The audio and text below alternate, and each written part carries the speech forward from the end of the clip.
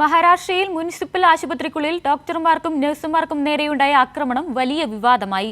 Shiv Sena corporator Ramesh മാത്രയും സംഘവും ഡോക്ടർമാരെ കയ്യേറ്റം ചെയ്യുന്നതിന്റെ CCTV ദൃശ്യങ്ങൾ പുറത്തുവന്നതോടെയാണ് സംഭവം സംസ്ഥാന തലത്തിൽ ചർച്ചയായിരിക്കുന്നത്.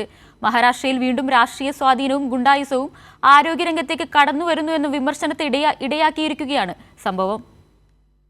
മഹാരാഷ്ട്രയിലെ കല്യാൺ ഡോംബിവലിയിലെ ശാസ്ത്രിനഗർ ആശുപത്രിയിലാണ് സംഭവം. പ്രസവത്തിനായി പ്രവേശിപ്പിച്ച യുവതിയുടെ നവജാത ശിശുവിന് അടിയന്തര ചികിത്സ ആവശ്യമായിരുന്നെങ്കിലും തീവ്രപരിചരണ വിഭാഗത്തിൽ ഒഴിവില്ലാത്തതിനാൽ മറ്റൊരു ആശുപത്രിയിലേക്ക് മാറ്റാൻ ഡോക്ടർമാർ നിർദ്ദേശിച്ചു.